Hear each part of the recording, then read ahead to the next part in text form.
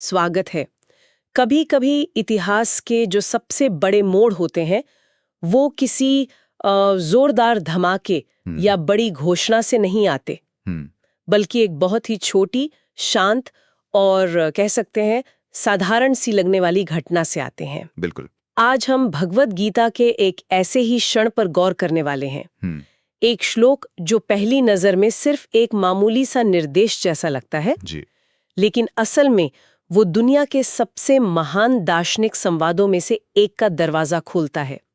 हम बात कर रहे हैं अध्याय 1 के श्लोक संख्या 24 की। एक बहुत ही महत्वपूर्ण श्लोक। हमारे पास इस पर एक विश्लेषण है जो इसकी परतों को खोलता है, और हमारे आज की जो ये गहरी बातचीत है उसका मकसद यही समझना है कि कुरुक्षेत्र के मैदान में एक रथ को दो सेनाओं के बीच ले जाकर खड़ा कर देना, ये सिर्फ जगह बदलना नहीं था, ये तो पूरी कहानी की आत्मा को बदलने जैसा था। बिल्कुल, पर्सपेक्टिव शिफ्ट। हाँ, और जब मैंने पहली बार इस पर ध्यान दिया तो मेरे मन में यही सवाल आया, मतलब अर्जुन ने कृष्ण को एक आदेश दिया और कृष्ण ने उसे मान लिया, बस। हाँ, सिंपल ट्रांजैक्शन लगता है। इसमें इतना खास क्या है?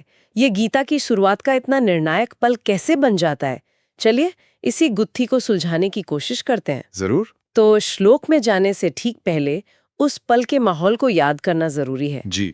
अर्जुन डरे हुए नहीं थे, बिल्कुल नहीं। नहीं, वो तो पूरे जोश में थे। उन्होंने अपना देवदत्त शंख पूरे जोर से बजाया था, उनके रथ पर हनुमान जी का ध्वज लहरा रहा था, और वो लड़ने के लिए मतलब पूरी तरह से तैयार थे। वो कहानी के हीरो थे। आत्मविश्वास से भरे हुए। आपने बहुत सही पकड़ा, वो आत्मविश्वास के शिखर पर थे। और ये भी मत भूलिए कि वो जिस रथ पर सवार थे वो कोई आम रथ नहीं था। अच्छा। उसे रथोत्तमम कहा गया है, यानी सबसे उत्तम रथ। वाह। ये अग्निदेव से मिला एक दिव्योपहार था जो हर तरह के अस्त्र शस्त्र का सामना कर सकता था। ये उनकी तैयारी, उनकी शक्ति और उनकी जीत की दावेदारी का प्रतीक था। बिल्कुल। तो सोचिए, एक अजेय योद्धा एक दिव्य रथ पर पूरी तरह से लड़ने के लिए तैयार, और फिर वो एक बहुत ही अजीब सी फरमाइश करते हैं। हाँ, और यहीं से कहानी घूमती है। तो श्लोक कुछ इस तरह है, एव मुक्तो ऋषिकेशो गुडाकेशेन भारत सेनयोर भयोर मध्ये स्थापयित्वा रथोत्तमम। 24। इसका सीधा साधा मतलब है कि हे भारत धृतराष्ट्र, गुडाकेश अर्जुन के ऐसा कहने पर ऋषिकेश श्री कृष्ण ने उस उत्तम रथ को दोनों सेनाओं के बीच में खड़ा कर दिया। और इसी सीधे सादे मतलब में ही, जैसा आपने कहा, सारी गहराई छिपी है। कहाँ से शुरू करें? सबसे पहले तो इन नामों को देखिए, गुडाकेश और ऋषिकेश। हाँ, ये नाम वाकई में ध्यान खींचते हैं। ये सिर्फ पर्यायवाची शब्द नहीं है। लेखक व्यास ने इन्हें बहुत सोच समझकर चुना है। नींद नहीं है, ये अज्ञान, आलस्य और मोह की नींद पर विजय का भी प्रतीक है। तो ये हमें बताता है कि अर्जुन एक अनुशासित, सचेत और जागा हुआ इंसान है। बिल्कुल, वो ज्ञान प्राप्त करने के लिए मानसिक रूप से तैयार है। अच्छा, तो ये सिर्फ एक योद्धा की कहानी नहीं है, बल्कि एक ऐसे इंसान की है जो सच जानने की क्षमता रखता है। और कृष्ण के लिए ऋषिकेश का इस्तेमाल? ऋषिकेश का मतलब है ऋषिक, यानी इंद्रियों के ईश, यानी स्वामी। इंद्रियों के स्वामी। श्री कृष्ण वो हैं जिनका न सिर्फ अपनी बल्कि दुनिया में हर किसी की इंद्रियों पर पूरा नियंत्रण है।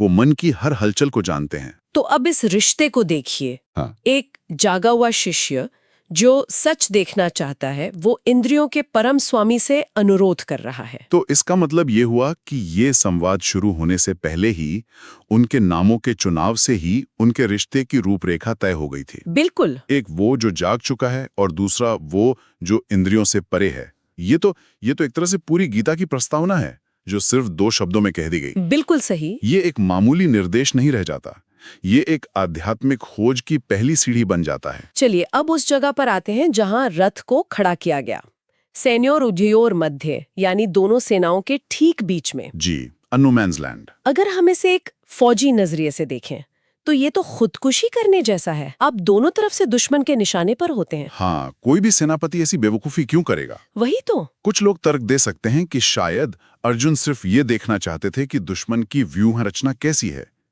एक सेनापति की तरह। हो सकता है। लेकिन संजय की पूरी कमेंट्री में ऐसा कोई संकेत नहीं है। उनका ध्यान रणनीति पर नहीं बल्कि लोगों पर है। वो कहते हैं, मुझे देखने दो कि मुझे किनसे लड़ना है। वो उनके चेहरे देखना चाहते थे। ठीक कहा। और उस जगह का चुनाव ही सब कुछ बदल देता है। कैसे? देखिए, जब तक आप अपने सेना के साथ खड़े हैं, तब तक सामने वाली सेना सिर्फ एक दुश्मन है, एक भीड़ है, एक वो है। हाँ, एक एब्स्ट्रैक्ट कॉन्सेप्ट। लेकिन जब आप दोनों के ठीक बीच उस नो मैन्स लैंड में पहुंचते हैं, तो वो दूरी खत्म हो जाती है। अब वो भीड़ नहीं रहती, वो चेहरों का समूह बन जाती है।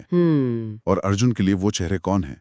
भीष्म पितामह, जिन्होंने उन्हें गोद में खिलाया, गुरु द्रोणाचार्य, जिन्होंने उन्हें धनुष पकड़ना सिखाया, उनके भाई, उनके दोस्त। ये तो वैसा ही है जैसे किसी समस्या के बारे में सिर्फ रिपोर्ट पढ़ना और फिर उस जगह जाकर उन लोगों से मिलना जो वास्तव में उससे प्रभावित हैं। बिल्कुल सही एनालॉग है। आंकड़े अचानक चेहरे बन जाते हैं और समस्या एकदम निजी हो जाती है। आपने बिल्कुल सही पकड़ा। ये दूरी से युद्ध देखने और आमने सामने सच का सामना करने के बीच का अंतर है। उस रथ के दोनों सेनाओं के बीच खड़े होते ही लड़ाई का जो बड़ा मकसद था, धर्म का युद्ध, वो एक पल में हवा हो गया। अब ये धर्म की नहीं, बल्कि अपनी और परायों की लड़ाई बन गई थी। मामला एकदम पर्सनल हो गया था। तो हमारे स्रोत में जो कहा गया है कि ये क्रिया अर्जुन के भीतर करुणा और मोह पैदा करती है, उसका यही मतलब है। जी, और यही वो चिंगारी है जो उनके उस महान विषाद को जन्म देती है, जिसके बाद पूरी गीता का ज्ञान सामने आता है। तो ये रथ को खड़ा करना असल में अर्जुन के मन में चल रहे द्वंद्व के लिए एक आईना लगाने जैसा है। बिल्कुल। एक तरफ कर्तव्य और धर्म है और दूसरी तरफ उनके अपने लोग, उनका अपना परिवार। और श्री कृष्ण उन्हें ठीक उस जगह पर ले जाकर खड़ा कर देते हैं जहां ये दोनों सच्चाइयां एक दूसरे से टकराती हैं। अगर हम इसे बड़ी तस्वीर से जोड़कर देखें, तो यही वो क्षण है जो बाहरी युद्ध को एक आंतरिक संघर्ष में बदल देता है। कुरुक्षेत्र का भौतिक मैदान अब अर्जुन के मन का धर्म क्षेत्र बन जाता है। बिल्कुल। अगर कृष्ण रथ को थोड़ा आगे या पीछे रोकते, तो शायद वो भावनात्मक असर ना होता। लेकिन ठीक बीच में, जहां से बच निकलने का कोई रास्ता नहीं, जहां से दोनों पक्ष बराबर देख रहे हैं, उस जगह ने अर्जुन को उस मनोवैज्ञानिक टूटन के बिंदु पर पहुंचा दिया। और ये हमें कृष्ण की भूमिका पर लाता है। जी, बहुत महत्वपूर्ण सवाल है। जब हम देखते हैं कि इस एक काम का अर्जुन पर कितना विनाशकारी असर हुआ, तो मन में ये सवाल आता है कि क्या कृष्ण जानते थे कि इसका नतीजा क्या होगा? एक पल के लिए ये थोड़ा चालाकी भरा भी लगता है ना? सही बात है। अपने ही दोस्त को जानबूझकर एक मानसिक संकट में डालना, ये दोस्ती की परिभाषा में तो नहीं आता। ये एक बहुत ही जरूरी सवाल है और इसे उठाना भी चाहिए।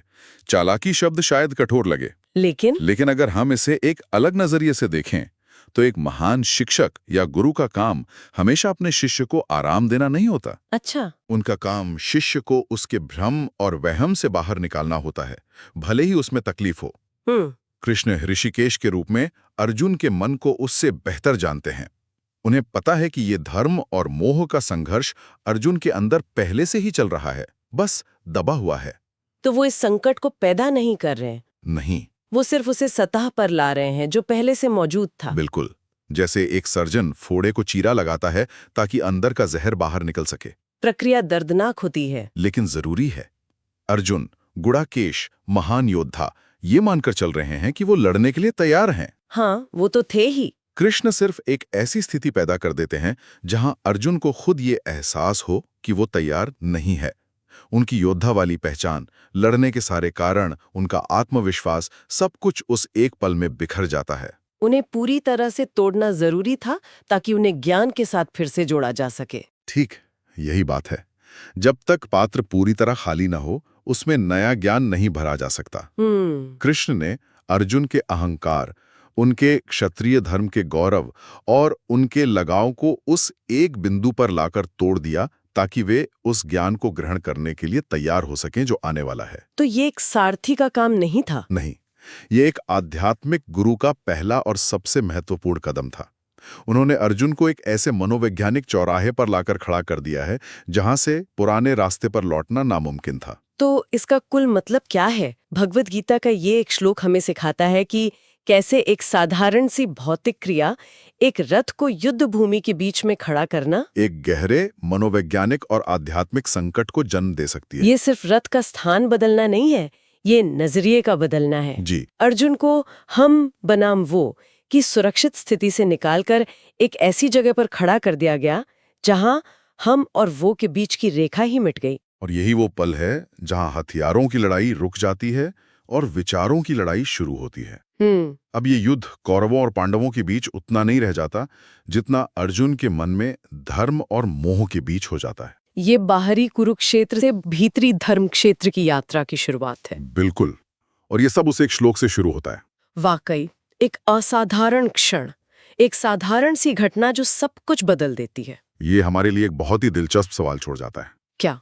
अर्जुन को तो उस बीच की जगह पर मजबूरन खड़ा किया गया था, लेकिन हम अपने जीवन में क्या करते हैं? अच्छा सवाल है। हम अक्सर किसी बहस में, किसी विचारधारा में, किसी टीम के साथ एक पक्ष लेकर आराम से खड़े हो जाते हैं। हाँ, अपनी अपनी साइड ले लेते हैं। क्या होगा अगर हम कभी जानबूझकर खुद को किसी मसले के नो मैन्स लैंड में खड़ा करें? तटस्थ होने के लिए नहीं, बल्कि सिर्फ दूसरी तरफ के लोगों के चेहरों को, उनकी दलीलों को सच में देखने के लिए। मतलब अपनी आरामदायक धारणाओं से बाहर निकलकर। हाँ, हमें अपनी और अपनी धारणाओं के बारे में किन असहज सच्चाइयों का सामना पड़ना पड़ सकता है, ये सोचने वाली बात है।